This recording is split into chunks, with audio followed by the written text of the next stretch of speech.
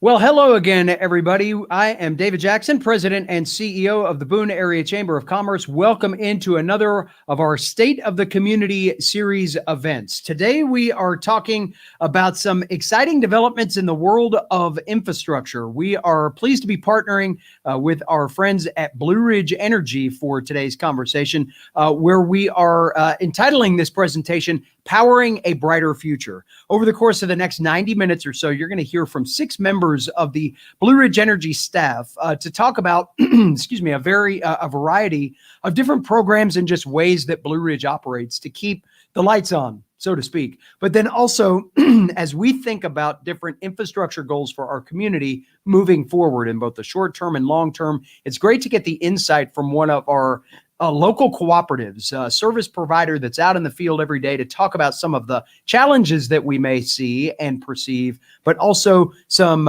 real easily attainable ways that we can better infrastructure for our community growth going forward by just simply paying attention to the way that we operate in that landscape. And nobody knows that more than Blue Ridge Energy for sure. So we are going to welcome in our first guest here today from Blue Ridge, and that being Doug Johnson, CEO of Blue Ridge Energy. Doug, first of all, welcome to the program. We are so glad to have you with us and appreciate your time here on this busy Wednesday. Thank you, David. It's good to be with you again. Doug, I wonder if you can just kind of start us off a little bit with, just kind of a general overview of your key provisions for this new Brighter Future vision. What do you intend to see there over time? Thank you, David. You know, the Brighter Future vision is something that all the electric cooperatives across North Carolina have embraced, and we're sharing a common vision, but then we've tailored it to Blue Ridge. But there are 3 key pillars in our vision that I'll just talk about briefly. First one is community and member enrichment, and we really, this is our hallmark. It's providing great service to our members. It's being involved in the community and providing corporate citizenship and helping our youth and helping our schools, our fire departments, and all the things that we do to be engaged in ways that enrich our communities. That's the first pillar. Then the second pillar is one that there's a lot of discussion about right now, and that's lower carbon. And within this pillar, we have set a goal, like a lot of corporations have, to reduce our carbon footprint by 50% by 2030 and net zero by 2050. These are pretty aggressive goals and will require a lot of work and a lot of initiatives. And we'll talk in a few minutes about what some of those are, particularly our utility scale solar that we've installed or are installing here in Caldwell County. The third pillar is innovation, reliability, and cost. And again, a big part of our hallmark, you opened up talking about reliability. So we spend a lot of time in this area. We know we serve a cold and windy area, and people rely on us, and we've worked very, very hard to bring our outage levels down to what we consider to be a best performer level. Even though we serve a mountainous terrain, our vision here in this area is to be in the best top quartile in the country for keeping the lights on. So we're proud of that. We do a lot of work, and I know Mike High is going to be on in a few minutes and share a little bit more in this area for us.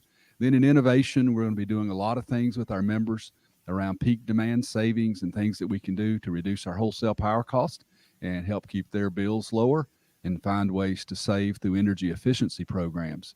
So all of these are the pillars, and then there's all kinds of initiatives and directions that we'll be sharing, and other members that will follow me today will talk about those. Doug, I appreciate you kind of starting us down that road of just understanding that there are a wide variety of ways that you and your team try to impact this work. I think one that is foremost on the minds of people in our community here in the High Country are the ways that municipalities are meeting green energy, clean energy, carbon reduction goals. How do you and the Blue Ridge team work with those municipalities to help them plan and create shared initiatives to help them reach those goals in terms of carbon reduction? Well, we look at it as a part of our responsibility, and a part of our vision here is to work with our municipalities and our counties and higher education in our area to help them achieve their goals, because they have very similar carbon reduction goals. And through our utility scale solar and other ways that we may have access to renewable energy, we can provide those to them through rate riders, and we're working on that. Our board just approved a rate rider at the last board meeting Jason Lingle is going to be talking a little more in detail about that on this meeting or discussion later. But I'll say we're going to do a lot to help them meet their goals as well. It's part of our responsibility and it's part of our vision. Doug, I know a lot of what you do is dictated by policy, especially at the state level. We've seen some in the press about energy policy bill HB 951 for those that are able to keep up with that lingo at home. But that particular bill, the energy policy bill, passed the General Assembly by an overwhelming margin. Governor Cooper recently signed that into law. What can you tell us about that bill from the perspective of Blue Ridge Energy and how that will help your team continue to do this work? Yeah, we were very involved in watching this process throughout the legislative process and, of course, all the way through to the governor signing what's now called the North Carolina Energy Solutions Bill into law. And in that, the electric cooperatives were not included in this bill. It's primarily around Duke Energy and large solar companies. And a lot of folks were at the table when this was discussed. But it sets out the policy of the state of North Carolina for how we see ourselves moving forward. And there are three very key things in that bill. We must have reliability, we must have affordability, and we need to meet our sustainability goals. And I think North Carolina is being smart here in saying we can't chase sustainability at the expense of reliability. And I know many of us remember what happened in Texas when you do that. And you don't put reliability up higher than sustainability, or you don't keep it in place compared to sustainability. So we're going to watch this bill. They've also reduced the state's goal for carbon reduction to 70%. And this mainly affects Duke Energy, and they're going to be shuttering coal plants quicker than planned. So we'll be carefully watching how much that affects affordability and potentially reliability. We do have, some concerns about how much natural gas can get into North Carolina and to be able to provide support as we move more renewable energy in our state. So there's a lot of work that has to be done, and the General Assembly has assigned this work to the North Carolina Utilities Commission. We're a stakeholder through our G&T in Raleigh, North Carolina EMC to this process, and we'll be watching it closely and representing our members' interests to make sure that we can meet these goals for sustainability, but still have affordable rates for you and for our members and provide high reliability. Doug, I always enjoy the opportunity to talk to you about the ways that your very complicated at times business really scales well to what other people see in their own lines of work. While you may be charged with leading an electric co-op, a lot of the things that you deal with on a daily basis are very scalable to thinking about how other businesses deal with change, deal with succession, things like that. So these last couple of questions for you, how to deal with that a bit, and some of your insight, I'm sure, can be again applied to a variety of different business levels over the course of our community. But could you start this by telling us a bit how Blue Ridge Energy navigates changes within your industry, changes within the energy industry, and how you all work to make sure that you're staying ahead of the curve, bringing things like affordability and access to your customers in the time frame that consumers are used to getting those kinds of adjustments now in these days. Yeah, David, the changes that the energy industry and particularly the electricity sector are facing are just enormous. We're seeing large technology changes. We're seeing the way we operate the grid changing with edge of grid systems being installed and renewable energy projects going in at members' homes and businesses. And so we have to think about our system being a two-way flow system now, instead of we just get the power from Duke Energy and deliver it to the meter. Now we also have meter being generated on the other side. So a lot of things there that requires a lot of interaction and management. And we're working a lot in the technology. We call it operational technology with communications equipment in the field, advanced metering systems that we'll be going to, and all the different things that it requires to manage that, like a meter data management system, which ultimately will become a platform for managing all these different technologies that are out there and all the different generation resources that are out there in a way that enables our members to be able to achieve their goals for renewable energy and in an affordable way. So a lot on our plate. It's requiring us to think a lot about the kind of energy analytic people we have, the communication people we have for operational technology, our IT people, and then you layer on top of that cybersecurity. not only for your internal, systems, but also for your systems in the field that are increasingly getting smarter. So there's a lot of things, that we're being pushed and challenged, but it's a fun time. We're bringing in some people that are just incredibly smart and that'll help us achieve the goals that we need to be ready for this new phase. Uh, Even electric vehicles, that's going to be quite an interesting challenge for us. It's both an opportunity because we could sell more kilowatt hours and improve costs for all members, but we got to manage our system to be able to charge a lot of cars at one time and have off-peak charging and things of that nature. I could go on and on, David, but yeah, it is a challenging time, but probably the top of my list is people and technology. I was just involved in a discussion earlier today here in Boone with representatives from Watauga High School and Caldwell Community College, the CTE programs and synergy between high schools and the community college system throughout North Carolina. You mentioned cybersecurity a moment ago, and that is one of the emerging programs within that high school to community college transition that educators are looking at ways to spin people up in that language and in that particular part of our technology industry even faster to meet the demands of what you were just talking about, and that being industry looking over connected devices, ways that people interact with payment structure, electric chargers. I mean, you name it. So much of our technology is tied to the grid now, a different grid than what we talk about with you normally, but having people be able to service those interactions, if you will, from a technical standpoint, will certainly help companies like Blue Ridge Energy and others out there be able to meet those demands of technology moving forward. We talk about how to train the next generation there in that comment. But Doug, like so many companies up in this area as well, you all at Blue Ridge are dealing with some succession planning within your own corporate structure. I know that you've got a number of folks that are facing retirement. How do you manage that from a CEO's perspective to make sure you can maintain continuity of leadership, continuity of service during a transformational time with your business? Well, it's one of our top priorities. We began looking over 10 years ago at the fact that us baby boomers, and I am one of those, are going to be retiring in droves over that next 10-year period. We've come through that first 5 years and seen about 50 retirements. We think we're going to see as much as 50 more, which is almost half our workforce that will be turning over. So it'd be safe to say, David, within the next 5 years or so, maybe 6, the baby boomers at Blue Ridge will all be retired, and we'll be turning it over to the next generation.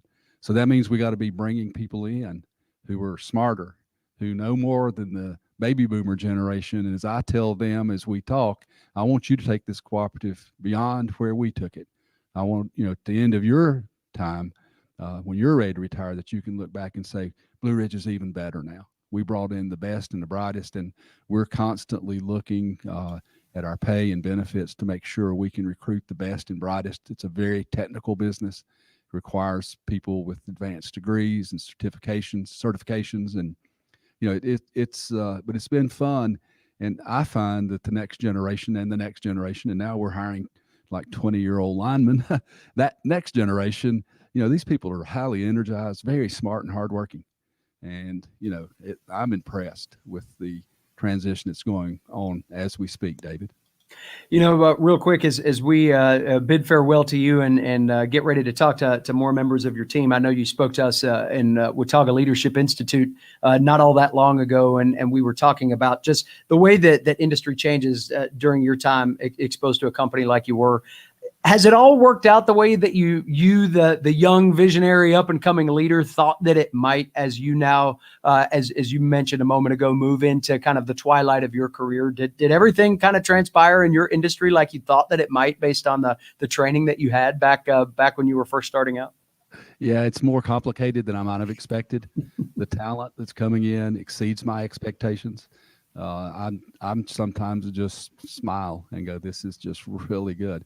The kind of folks that are coming into Blue Ridge Energy and the talent they bring. So, but they're going to need to be smart, and they're going to need to be energized because there's a lot of challenges coming.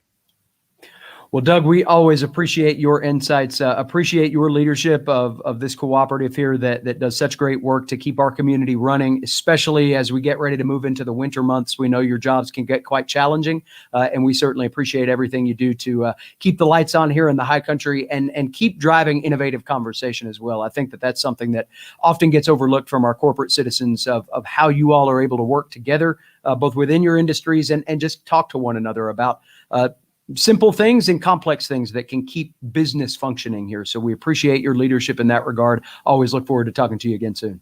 Thank you, David, and thank you for the outstanding work you do at the Boone Chamber for our community in Watauga County as well.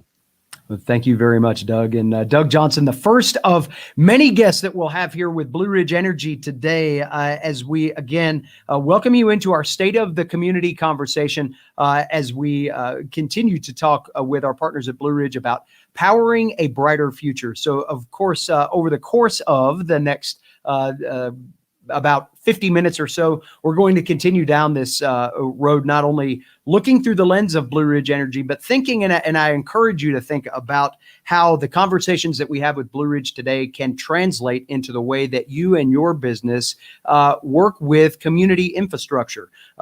No secret, we just recently had an election in the town of Boone and through municipalities all across the state of North Carolina. And one of the central focuses of this last political calendar here within our state is infrastructure investment. That can be seen as the way that a company like Blue Ridge Energy is able to deploy their vast assets to keep our community moving from a power and a green technology standpoint, but also so many other aspects to this conversation that we need to be prepared to have as a community, whether that's wastewater, stormwater, the different ways that we're able to move about our communities with roads and public transportation. It all kind of melds into one collective conversation that we look forward to having not only today, but in the months to come as we think about the growth of our communities moving forward. As I mentioned, we've got a number of folks joining us here from Blue Ridge today, and it's time to welcome in our next guest. You are now pleased to be joined by Mike High. He is the Director of Engineering Services here with Blue Ridge Energy and our next guest here on the State of the Community series. So, Mike, thank you very much for joining us. We appreciate having you with us here again today. I appreciate it. It's good to be here. Mike, I wonder if you can talk to us a little bit about, like some of the nuts and bolts of any good infrastructure conversation comes around projecting things, right? So we need to be able to project the number of customers so you can scale the amount of service and how you are providing that service. So how does Blue Ridge Energy plan for the projected growth that they see in a county like Watauga? Well, we started out years ago, all we had to do is look at historic growth and everything was kind of linear. And that's not exactly how it is right now. We had limited data. We just took historical data, and kind of projected it out. We're now getting more data from the field so we can make more decisions, better decisions. So the planning process is not just a 1 year, what are we going to do next year? It ends up about a 20-year process.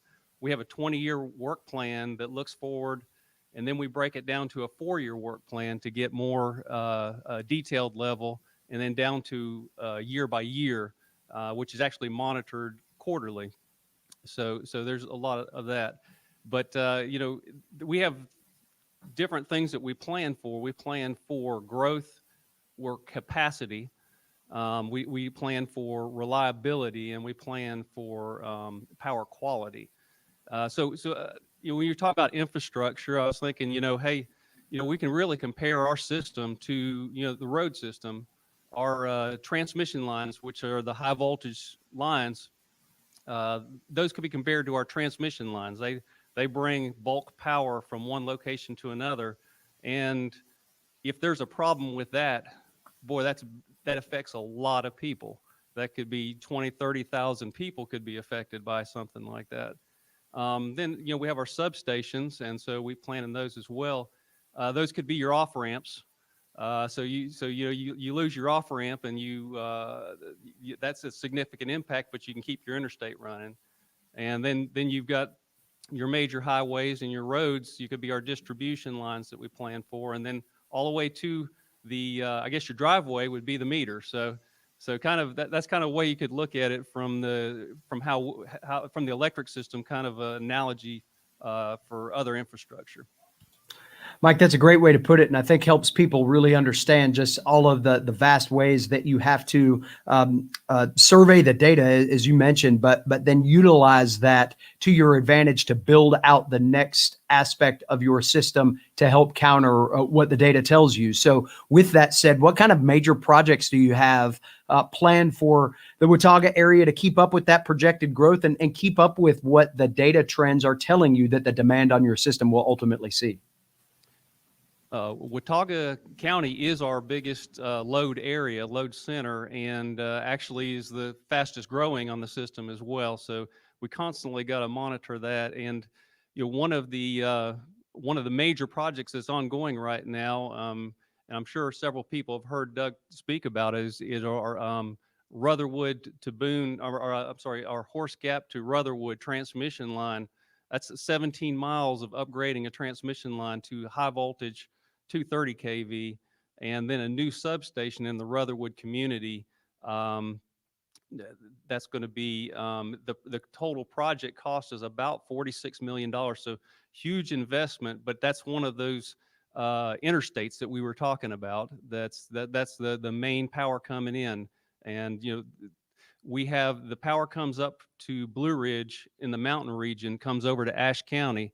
And Boone is actually the biggest load center, so we have to bring the interstate to Boone now. I can tell you, as somebody that lives real close to that Rutherwood area, it has been fascinating to watch that project come to be over the last several years, and how you've developed the site and now are beginning to have more activity there. It has been quite the thing to drive past every day on the way to work. As you perform projects like that, Mike, I know that also increases the reliability of service throughout the county. And as you mentioned, you are routing power to us here on what is a very intricate system. What other things does Blue Ridge do to maintain that electrical reliability that your customers pride themselves as customers of yours on being able to count on here, especially again during those winter months when I know things can get awfully treacherous? Well, tree trimming is a big thing, is to make sure that our lines stay clear of the trees, because that tends to be the biggest cause of outages on our system is vegetation. And if you hadn't seen it, we've actually implemented the helicopter trimming, which is something to see. We have implemented that, and that's actually been cost effective for us. We've done very active pole inspection and pole replacement, replacing some of our older poles, and we've been actively involved as well in replacing some of our older power lines. And you've probably heard other utilities and even Blue Ridge talk about grid hardening, and that's what we're doing. And we're actually focusing in on the eastern escarpment right now, because that tends to be where more ice accumulates. So we're actually upgrading several facilities that are maybe more remote, but actually impacted more by ice storms.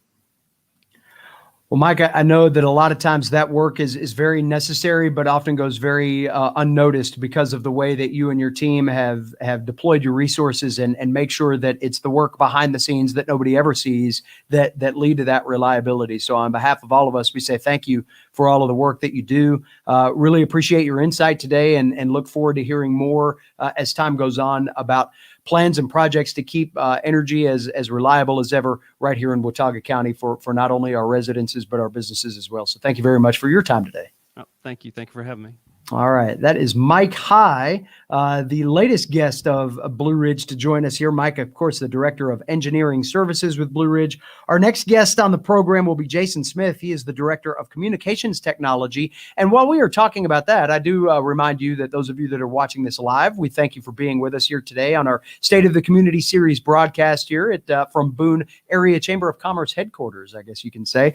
We do also invite you to chime in with your own questions in the chat, should should you have any. If you're watching on Facebook, you can type those in the comments. If you're watching along with YouTube, you can do the same. As you get those questions to us, we will ask them to our panelists and those that we are conversing with over the course of the day today. So thank you very much for taking the time to do that. All right, let's bring him in now. We teased him just a moment ago. Jason Smith, the Director of Communications Technology for Blue Ridge Energy, joining us. Jason, thank you very much for your time today as you all trot out just about the whole company here this afternoon. This is a treat.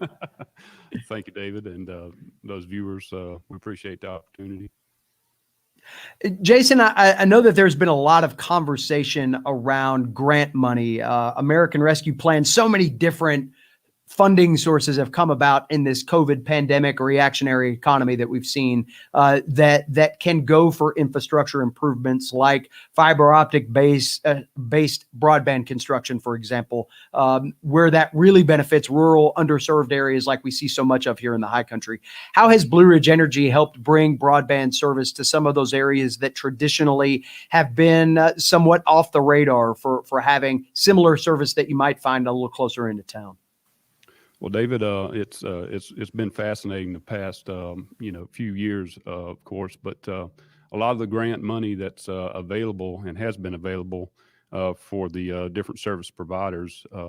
We saw the need for service for our cooperative members, and we had laid that foundation of fiber optic networks since 2001. So, luckily they had the foresight to see that. It was very important to put enough fiber out there to be able to take care of future growth of things. So we've been very fortunate in that area and been able to provide some areas that didn't have that kind of access to broadband services. And so just recently, they've allowed some of this grant funding to become easier to attain by the cooperatives, which has been a big issue for us. And what we've noticed also is because we don't provide, lit service, that we have been able to partner with other cooperative, like telecom cooperatives, to be able to do this for our members, which has been fantastic. And I don't think they created or made those provisions to begin with, but because we have the foundation, we have good fiber networks in our whole service area, it has allowed us and afforded us the ability to, build these networks for these members, and we're extremely excited. You have to go out and you have to try to find the different types of, you mentioned some of the grant funding available like ARPA or NCDIT, great grant funding. So, sometimes you have to find what fits you best in your area. And that's something that we've done. We put a lot of research into, and we were lucky enough to identify 400 and a little over 400 homes in northern Caldwell County. And we were able to get a grant that dropped March the 1st of this year. And we're already through almost two phases. And we delivered first service on October 28th to 60 plus homes in phase one. We delivered the first service to one household already on the 28th. I goofed up there with the 60 homes, but that phase one does contain 60 plus homes. And then when everything's said and done in 2023, the whole project phase 1 through 3 is complete. We'll have access to over 400 homes. So super excited about that. Jason, kind of an offshoot question to that, and chamber members will remember back, it's hard to remember during COVID, probably about 18 months ago or so. You mentioned the North Carolina Department of Infrastructure Technology, or NCDIT. They sent out a survey that we helped get out throughout the community that took stock of where internet service was reliable, where there might be differences in that broadband infrastructure. They took that data, share it with providers that are ultimately trying to make some of these decisions. So if you don't think those things are important, this is how a company like Blue Ridge Energy it gets the data they need to go in and further support the local story they're trying to tell to folks that are trying to deploy these technologies. So they're incredibly important. But with that said, you touched on something I wondered if you could expand on, and that's just simply the knowledge base that your crews have of working this area. When you're deploying broadband in some of these far-reaching stretches of the high country, you're not talking about sidewalks and flat ground. You're talking about cliffs and hillsides. How much more from an efficiency standpoint does it help you all that your techs know the terrain, and as they are deploying some of these assets and technologies, they know where they're going, if that makes sense said that way. David, it absolutely makes sense. We can deploy fiber faster in our region because, as you have mentioned, we know the terrain very well. We know what the challenges are, and a lot of fiber optic is put in the ground. Well, as you know, a lot of our ground is rock, so it's not very favorable to fiber in the ground. So we have the pole lines, and we have the ability to also install on those poles. So it does make it a lot more efficient for us to be able to build these networks out and to serve these folks than somebody else coming in. A lot of times you'll see other providers, they'll come in and they'll grab things that are easy. But because our networks, go out into these areas like to our substations, these are not areas that normally see a fiber optic service. So for us, this is quite a big deal for us and the reliability of our system. But as you mentioned, we can put it on our poles, and we maintain that same service that we would maintain on those fiber networks with our electrical system. So it's extremely important, I think, to the member, and then also to those providing service, especially in the wake of things that happened in the first of 2020. So. Well, and especially being able to partner with others that know that landscape just as well as you do. That's incredibly visionary thinking, and we certainly all are benefiting from that. Jason, I know that a lot of people are understanding more and more how connected networks make for more efficient business or efficient way of living. I mean, our refrigerators are all connected to the internet now. For whatever reason that happens to be, I get a text message from my refrigerator every once in a while telling me it's time to change the filter. It's a different world, right? So how does having that fiber optic infrastructure benefit Blue Ridge Energy from that perspective of being able to be connected from a business standpoint, but also realizing that your customers are seeking the same? Well, as you mentioned, a lot of these devices, that are coming, they're out there, and of course, they require lots of bandwidth. So, different technologies, and you guys, I'm sure you've seen that, like Verizon Networks or something like that. Wireless has capacity, and sometimes when they don't build networks out, maybe like they should to keep up. Fiber is interesting because it is once you put fiber in, it really scales. It's tremendous, what it does.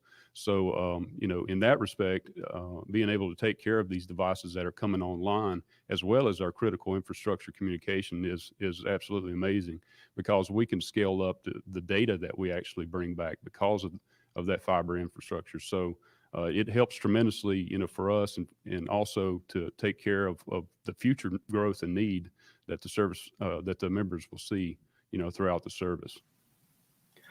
Well, Jason, we certainly appreciate the insight into how this level of connection benefits your customers, benefits our area in general. We appreciate the work of you and your team to get into some of these hard to reach areas, and certainly look forward to hearing more about it as more opportunities come your way. Outstanding. Thank you, David. All right. Thank you, Jason. We continue on with our State of the Community series today, featuring our friends at Blue Ridge Energy and talking about the variety of ways that they are impacting infrastructure development within our community. And again, we're talking about this largely from the lens of Blue Ridge Energy today, but this is a conversation that is going on in so many other areas of our community, whether, again, that is deploying things like bettering our energy grid or improving our roads and infrastructure, bike pedestrian paths, things like the Middle Fort Greenway. All of these elements play into a community that is better connected through positive infrastructure gains. We've heard a lot about that language in the press lately with some federal as well as state programs that could continue to benefit areas like ours in terms of infrastructure development. That's adding jobs to the community. That's adding the better quality of life to our community. So it's important to study these things maybe through the lens of one provider or holistically as a community, so we can all understand how they interwork together. As we continue this conversation today, we are pleased to be joined by a good friend of ours. He is the Director of Energy Solutions for Blue Ridge Energy. We bring on Jason Lingle now. Jason, always a pleasure to see you and talk to you. Welcome to the program, sir. Yes, sir. Thanks, David. Glad to be here. So, Jason, I know a lot of the discussions that we have center around emerging technologies within the energy field, and that's where I want to start with a program that we've heard quite a bit about up here in the high country. It's been well publicized. We've read a lot of social media posts and news articles about a large-scale solar project that will be built in Caldwell County. Can you tell us a little bit about that project and how it will benefit all of your customers in one way, shape, or form? Oh, yes, sir. It's definitely something that we're really excited about. It's something we've been working on for around 2 years now. It's hard to believe that it's been that long, but it is a new project that really aligns with the brighter future vision that Doug had talked about earlier. We actually call it the Brighter Future Solar Project, and it is something that we're working with a developer on. We're going to be, as Blue Ridge Energy, as the provider of the electricity, we actually aren't going to, own the solar panels or own those assets that are in the ground, but we're going to buy the energy off of the solar array. It'll come onto our grid, as you mentioned, down here in Caldwell County. So it'll be a very localized option for power for our members.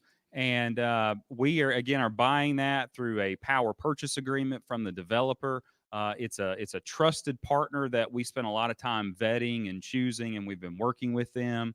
And we're just really happy with how the progress has happened over the last several months. We've been in kind of construction mode for the last few months, but we're really pleased with it, and it's going to lead to us, our vision, our goals of providing this brighter future for our members.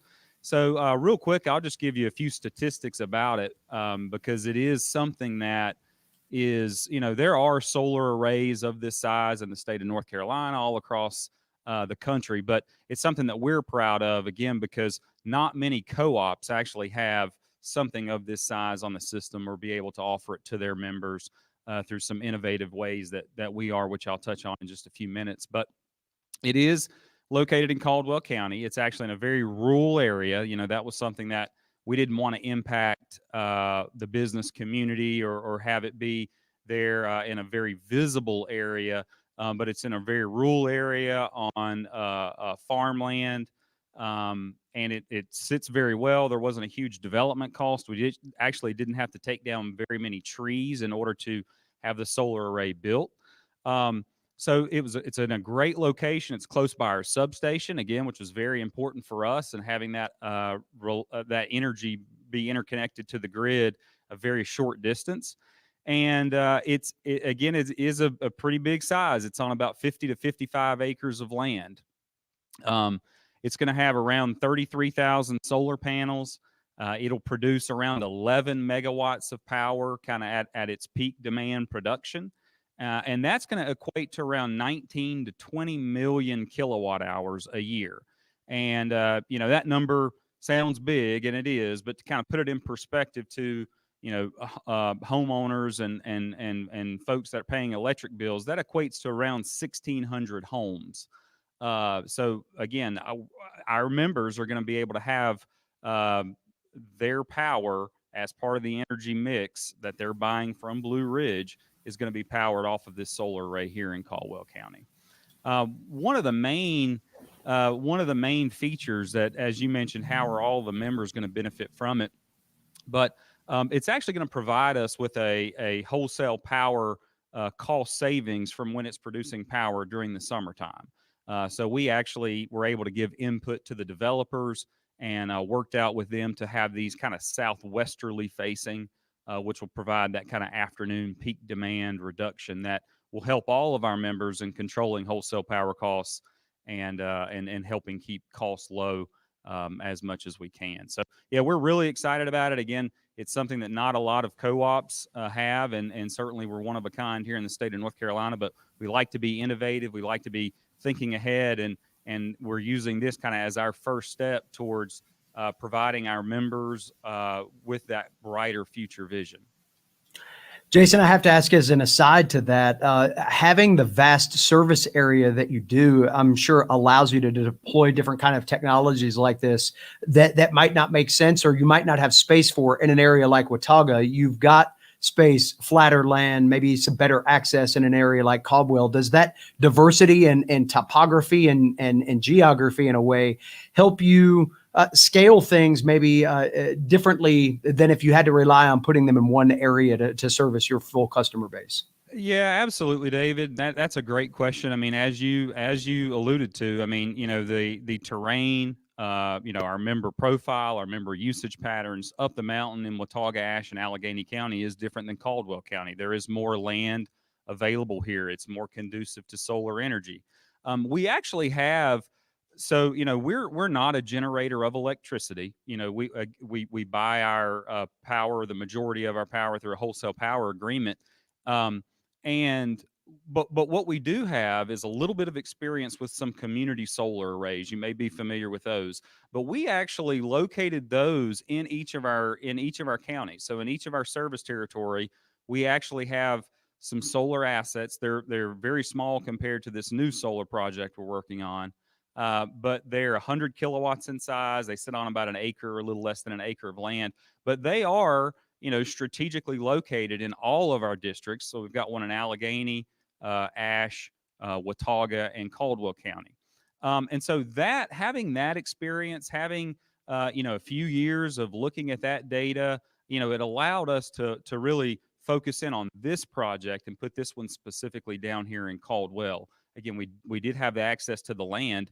Actually, the land was kind of offered up to us from a member, from a local member who actually came to us and said, "Hey, I have some land down here in Caldwell County. If you're interested in putting up a larger solar array or another community solar project, please talk to me at some point." And that was about 3 years ago. And then whenever we realized that, hey, we could potentially build a large scale solar array, find the right partner to do that with. It aligns with our vision. We reached out to that landowner, and then we're able to work out the deal for this project to move forward. So I think, again, having this right piece of land at the right time enabled us to kind of move forward with this project. We're very thankful for that.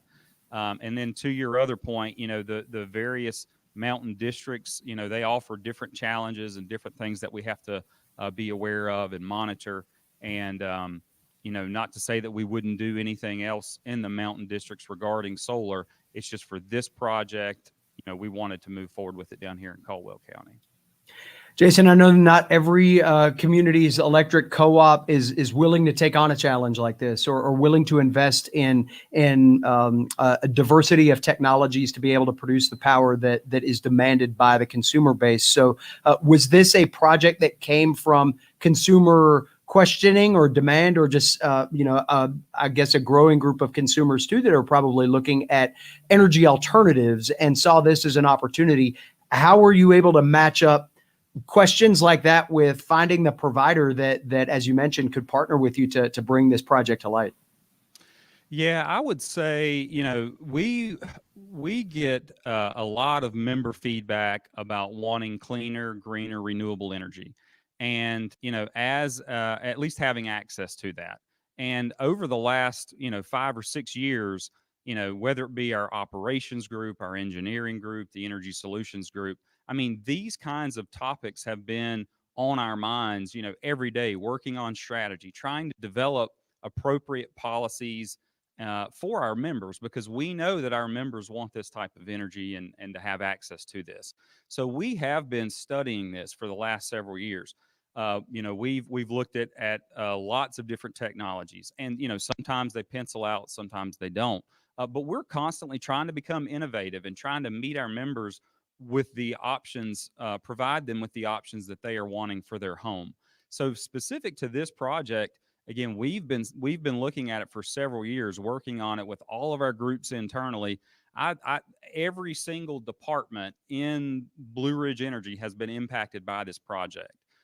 Which is great, because as you mentioned, there's a lot of co-ops that don't have the bandwidth for that maybe aren't as innovative as Blue Ridge is being.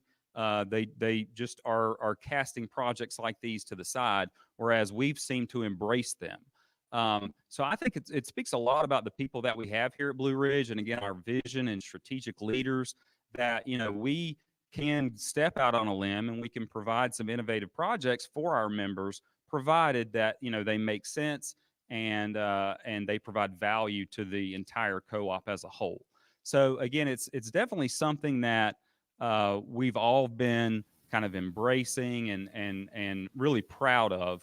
And I think that as we move forward in the future, we're going to continue to look. Once we get this one done, it's actually going to be producing electricity here at the end of this year, first part of next year. We're going to be looking at what's next.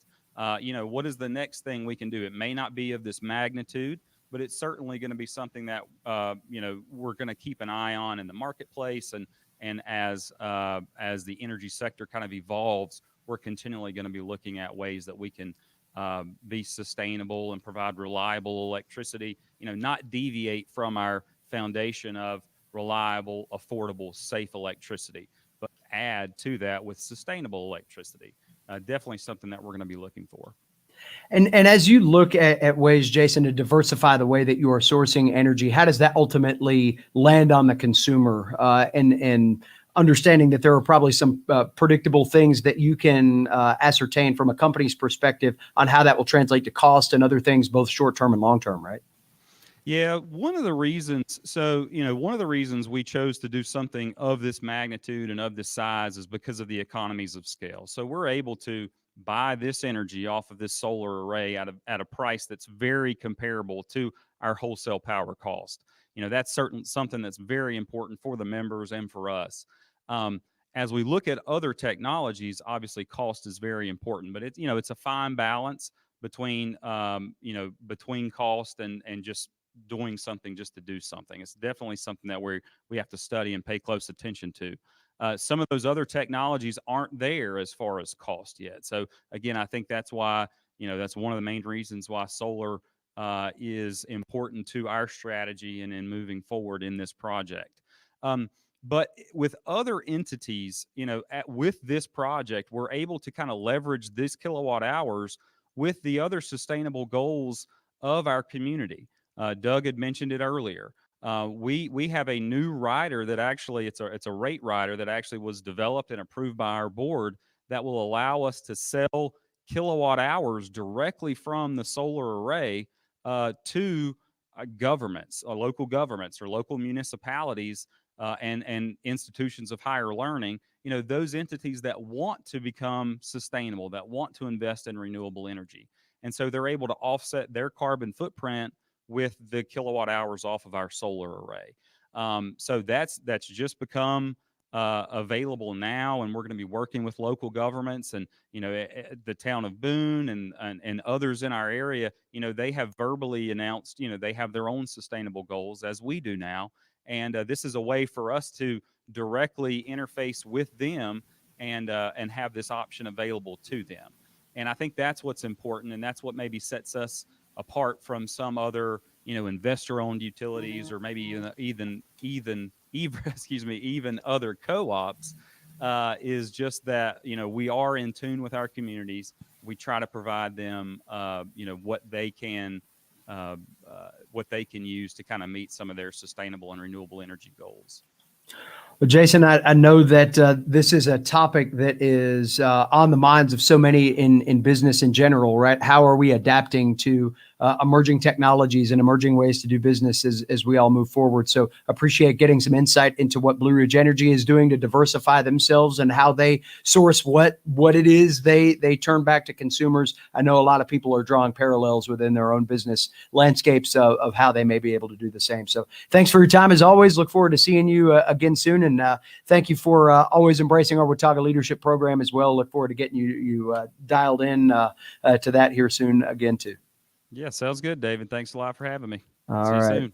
Thank you very much. That is Jason Lingle joining us here today as we continue our State of the Community event. We mentioned that Jason is somebody that has participated in our Watauga Leadership Institute programs. These are the kinds of conversations that we like to have within that framework as well. Our next guest coming up here as well, Tasha Roundtree, a graduate of our Watauga Leadership Institute programming. So we try to find those unique ways within our own communities that some of these larger conversations about creating creating scale, creating new and immersive programs, how they can be brought out not only maybe through the lens of one corporate citizen within our area, but how they can translate to businesses large and small throughout our community. So if you are interested in that, we have started registration for Watauga Leadership Institute. You can find out more about that at boonechamber.com. We are going to bring in, like I mentioned, one of our graduates. Always great to get that shameless plug in here for Tasha Roundtree, who is joining us. Tasha, the Director of Community Relations for Blue Ridge Energy and a longtime friend of the program. We'll call you Tasha.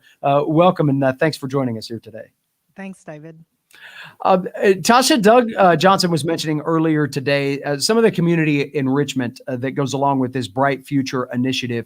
Blue Ridge, is no secret, had a long history of investing in its community and finding ways to partner to make a difference in the communities they serve. Can you elaborate on how some of that is being seen through the Brighter Future initiative? Yeah. Blue Ridge has a rich history of giving back to the communities we serve and making life better for our members and customers. And, we are strengthening our communities with our efforts in economic development through our youth programs, through our funding of local grants. But, the foundation and our Operation Roundup program remains at the heart of our community support efforts for the cooperative. The foundation was formed in 2007 to extend our outreach and our commitment to the communities that we serve. And, funding from the foundation and our Operation Roundup program comes from our generous members who round up their monthly bill or donate their capital credits back to the cooperative. And I do want to mention too, we do get a donation from our RidgeLink and our propane and fuel subsidiary back to the foundation as well. And then we return these donations back to the members in the form of bill assistance during the times of heating and cooling crisis. And I want to point out here, David, that 100% of the donations to the foundations is returned back to the members and to our local communities. Outside of that member assistance and community assistance that you talk about, what are some other ways that the foundation has been helpful in connecting Blue Ridge further with the communities they serve? Yeah. So the foundation is also providing local nonprofits with grants. This year we are very pleased that we'll be able to award $150,000 in grants to local nonprofits across our service areas. And this is providing, much needed support and resources that to our members. And just to give you an example of some of the previous grants, we've given out grants to local fire departments for a much needed radio system and equipment there. We've funded shoe closets for our local school systems. We've given, we've also partnered, for the after school programs to be able to provide support to, teachers and have additional funding available for our kids to have a place to go after school. So, that's just a few examples of the many, many grants that we've given out across our service area. Tasha, I know that as the pandemic unfolded and in some cases is still unfolding throughout our communities, Blue Ridge was one of those initial providers and partners that sought to find ways that the community needed immediate assistance back there in early 2020 as things were really transpiring, to even now when community maintenance is as much anything, and we still need those partners to help various elements of our community survive what is going on a daily basis. How did Blue Ridge Energy plug into that? No pun intended, of course. But how did they find that natural way to enter into the conversation of community support during such a tumultuous time? Yeah, and we're really, really proud of our response during the pandemic. And, something that we want to make sure to point out here, David, is we suspended disconnects and late fees before the governor mandated that we do so. So, we got out ahead of it early on. We saw how large the need was going to be. And so we suspended all of our community grants, and that made additional assistance available to be able to help our members. And we also create a specific relief fund. It's called the In This Together Relief Fund. And, during this time, our members, our employees, and our communities, they all pulled together, and we received an additional $62,000 in donations above what we normally receive for the foundation, and that just provided some much needed assistance to our members during that time. We helped over 2,300 members with their financial needs and their bills, and given out over $324,000 in assistance. And and not just that, there was a lot of touch points along the way for our members during this time, because we suspended the disconnects. Then we had to work out repayment plans. So all of our energy specialists and our district managers worked really hard with each individual member to make sure that they did not lose power and they were not disconnected. So we're really proud of our response during that time, and we're thankful to our communities and to our members who were able to give and allowed us to be able to assist our members. One of the areas that the community has become just very used to seeing Blue Ridge Energy show up is in support of local youth initiatives, school initiatives, the signs on the ball fields throughout the communities that you serve. What ways is Blue Ridge Energy trying to further that outreach into youth programming now? Well, coming up here in November, we're getting ready to award our Bright Ideas teacher grants, and we are in our 27th year now, David, awarding those grants to our schools and teachers across our footprint. We give out $25,000 annually. So over the course of that 27 years, we've given out roughly $569,000 to local schools and teachers. And they're in Watauga and Avery County that we've given $160,000, during that time. These grants go to help with classroom projects and innovative projects that may not get funding otherwise. So we're happy to provide that support. And not only are we investing in our schools with our Bright Ideas teacher grant programs, but we're also investing in our youth through our leadership track program.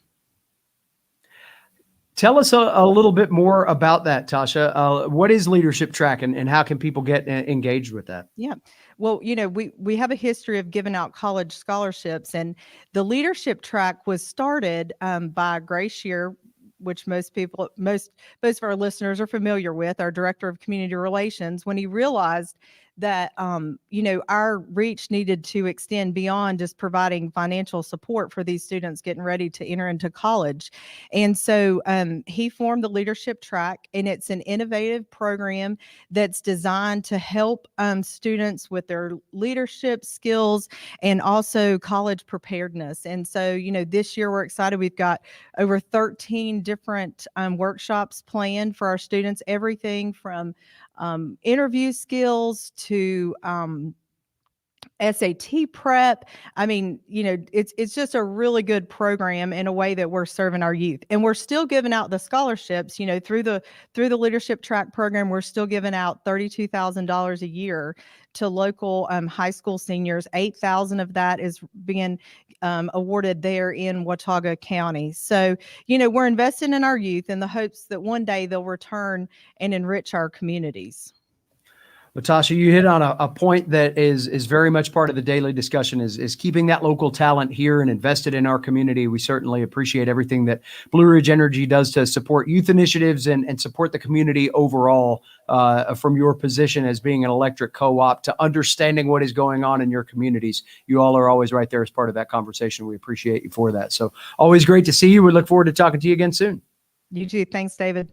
All right. Thank you very much. That's Tasha Roundtree joining us. Again, she is the Director of Community Relations for Blue Ridge Energy. We are just so excited once again to have you along with us today for our State of the Community conversation. And as we get ready to move into one of our last featured guests here, do want to remind those of you that have just tuned in, if you missed any of this conversation, we talked with CEO Doug Johnson earlier, several other members of the Blue Ridge team, just talking a lot about infrastructure and how Blue Ridge Energy is working on a daily basis, as well as long-term planning around how they can better serve communities through delivering power, delivering that through alternative means, building and enhancing their own networks. So many of these conversations that we have within our own businesses, yet we are seeing this through the lens of a business that we do things with on a daily basis. And that's every time we turn on the lights, we know that Blue Ridge Energy is a part of that. So if you missed any of this conversation, please know that we will have full archives available of this on our YouTube and Facebook channels. We highly encourage you to go back and catch up on some of these conversations, because they're not only as much about Blue Ridge Energy and the way that they continue to invest in our community, but there are lessons in there for all of us that are in business about how we can begin to think about these things on our own as we apply them to our own business needs. So with that said, it is time to bring in our final featured guest. Let me say that 3 times fast. Final featured guest of the day, that being Heidi Reagan. She is the Watauga District Manager for Blue Ridge Energy and a proud board member of the Boone Area Chamber of Commerce as well. Heidi, always great to have you with us. Thank you for joining us here today. Thank you, David. I'm happy to be here. So Heidi, as we think about some of the programs that we've heard about and how they scale into Watauga County specifically, I know that Operation Roundup is one that we have talked about. You and I have talked about quite a bit, and that goes to assist members and customers with electric or propane fuel bills needs. How would a customer in Watauga County seek that Operation Roundup assistance should they need that? That's a great question, David. We want any member or customer who has found themselves in a situation where they cannot pay their electric bill or their propane and fuels bill to reach out for help, reach out for that assistance through Operation Roundup. We partner with We Can, which is the Western Crisis Assistance Network, through the Hospitality House in Boone. They administer our program for our Watauga members. Watauga members are eligible to receive $75 each year to help them with their electric bills, and then additional assistance for propane and heating oil and fuels. The We Can team sits down and they meet with our members and our customers to have a better understanding of their need. And then they work with our teams back in the district offices and in the contact center here at the corporate office to make sure that we can provide that assistance and apply that to our members and customers' accounts. There are times, as you know, David, that if someone has the concern of being able to pay their utility bills, there may be other issues and other concerns that family may have. And so We Can help point them in the direction and connect them with other helping agencies in our area. As you know, David, we are blessed to live in a beautiful and wonderful community where there are a lot of resources available for individuals in need. And We Can is just one of many that are out there that can assist our members and customers. Heidi, I know that like me, you live up here in the high country area. I'm sure you were as stunned to wake up to the temperatures that we had this morning and know that winter is right around the corner. And everybody seems to have that drafty window in their house or something in their individual area that they know needs attention as we get ready to move into those winter months, as we think about energy efficiency. So what are some things that you might recommend to folks out there to think about when it comes to energy consumption in the wintertime and things that we can do to lessen that impact right now and to make sure that our homes and our businesses are operating as efficiently as possible? Obviously, that has a huge bit to do with the financial side of that picture as well. Right. Yes, David, you're correct. Many of our Watauga members, their winter bills are their highest bills throughout the year. And so we encourage our members to take a look at their heating and air system, because a lot of those increased bills are due to heating during the winter time. As the temperatures continue to drop, as they did this morning, I know out my house, our heating system was running longer and working harder to keep our house at that optimal temperature that makes us comfortable. And so we want our members to reach out and have their HVAC systems checked regularly through their contractor, through their HVAC contractor locally. Make sure that the filters have been changed, make sure everything's working properly. Check those window seals, as you mentioned, and the door frames, and use any of the weather stripping that's needed to help keep that warm air in their home. We also recommend to set your thermostat down to about 68 to 70 degrees and just kind of leave it there and be able to get used to that temperature in your home. home. Another tip, this is one that I learned recently, is to change the direction of your ceiling fans blades. You want them to spin clockwise during the winter, so that way it'll pull the cooler air up higher towards the ceiling and push the warmer air down. And that will help keep your heating system from having to run longer and harder and help maintain that optimal temperature for your home. We also suggest that our members take a look at their daily usage. And we have a wonderful tool for our members. It's called Usage Tracker. And that tool is found on the members' online account or on the mobile app. Members can take a look at their daily usage. Sometimes you might see a spike, and you may have to be able to sit back and think about, what did I do that day that caused that spike?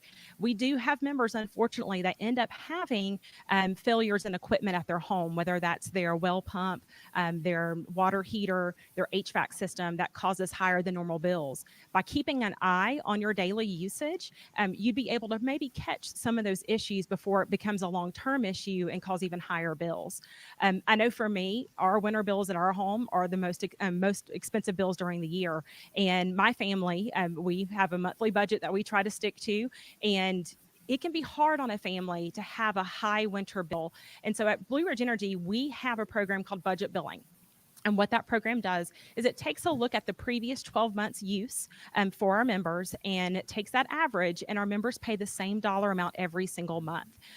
So it works great for many people. I know it works great for my family. And we just encourage our members to reach out to us to speak with one of our highly trained energy specialists to take a look at their account, see if budget billing is something that would help them and be able to help manage their budget day in and day out. And, we encourage our members to reach out if they do have concerns about billing concerns or usage concerns. As I mentioned, we have a team of energy specialists in each of our districts, as well as our contact center, and they can help our members look through their accounts, look through that daily usage, and help them pinpoint if there are any issues that could potentially be going on, and help connect them with the resources that they need to help them manage their power bills. One last thing to let you elaborate on a little bit as we close down our conversation here today. So many times it's some of that energy usage can be tied to antiquated devices that are around our house, or things that maybe we've been meaning to upgrade. I know that several times we've been over and we've had this program originate from inside the Watauga showroom, and getting an opportunity to see some products that Blue Ridge is able to feature there, and be able to tie that right into a system that they know well. I'm sure that helps people save too, and they're able to make those smart investments on technology upgrades or simple things like programmable thermostats, things that can go a long way to helping you manage that daily load that you were just talking about. Yes, David. We have a wonderful website where there is a link on the resources page, and that link provides 101 ways to save. And that's not just for winter, that's for year long. So it talks about changing out to LED bulbs. It talks about, unplugging that hair dryer. Don't leave it plugged in all day long. Some of that phantom use that's happening in the home as well. But yes, thermostats, there are smart thermostats out there that can help keep our members connected to their home, help them understand if it's turning on, if it's in emergency heat mode, some of those other tools that they need to have access to help manage their power. But yes, check out our website. That document, again, is called 101 Ways to Save, and it'll walk our members through a lot of the options and a lot of those technologies that will help them manage their electric use.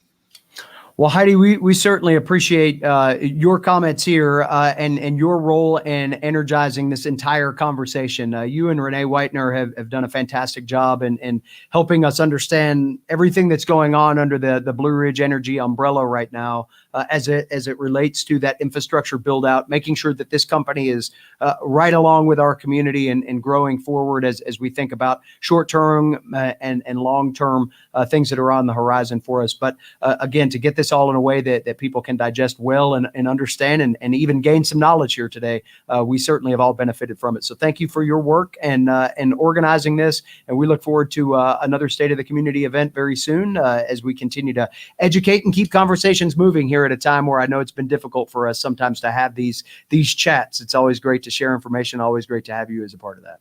All right. Thank you, David.